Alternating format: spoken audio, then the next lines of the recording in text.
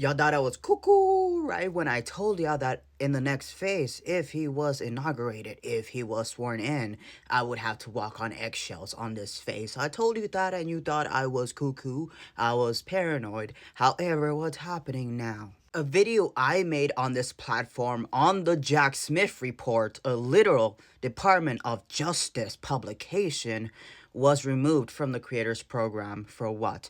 Misinformation of a document report that was published by the Department of Justice with assertions that were gotten from the Department of Justice, with things that were gotten from constitutional law, from the rule of law, from rules and regulations. I did not make this up. People before me made it up. I wasn't born when they made it up. However, what does this tell us? That this app came back, but at what cost? And you know what's funny? That the Red Party were running so far away from communism that they ran right straight into communism with big bad China. Because here it is not the Mango campaign that is in control. It is who?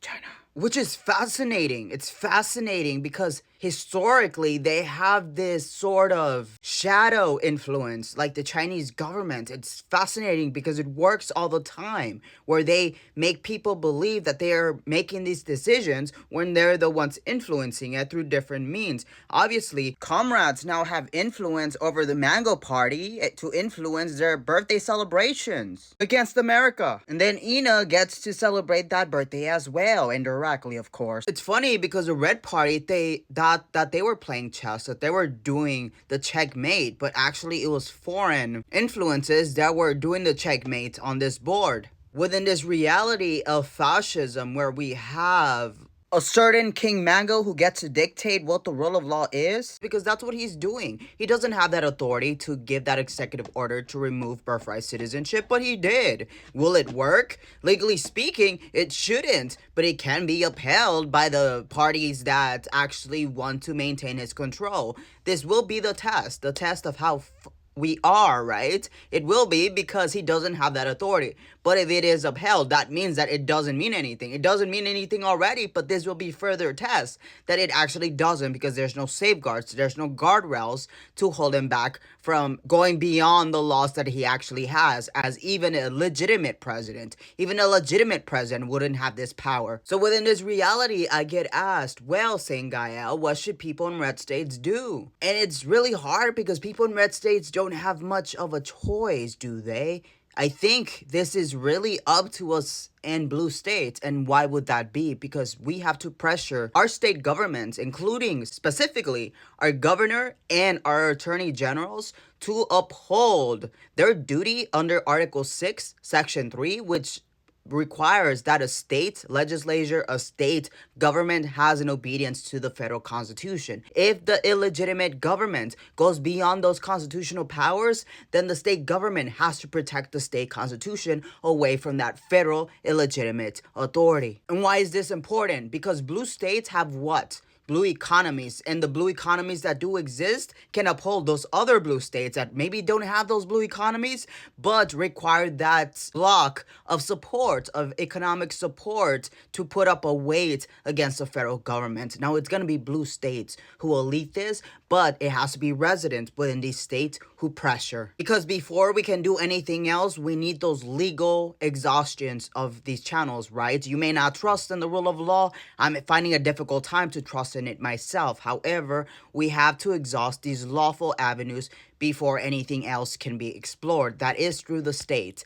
And for red states, I know this isn't helpful for you, but blue states are capable of mitigating the harm that he does. And this starts with, obviously, the challenging of unlawful, unconstitutional powers, including the executive order to end birthright. More than, I believe, 20 states have challenged this because it's unconstitutional. It is unconstitutional, right? So this is going to be the test of how effed we are, whether or not the court uphold his authority, which he doesn't have, to end birthright. If that fails, then we're gonna have to get back to the drawing board, because that just officially means that not only is the Constitution virtually dissolved, but it's officially dissolved. However, the most important thing here is going to be leveraging the weight of blue economies, and not alone together. And that may mean threats of certain things like secession. Why?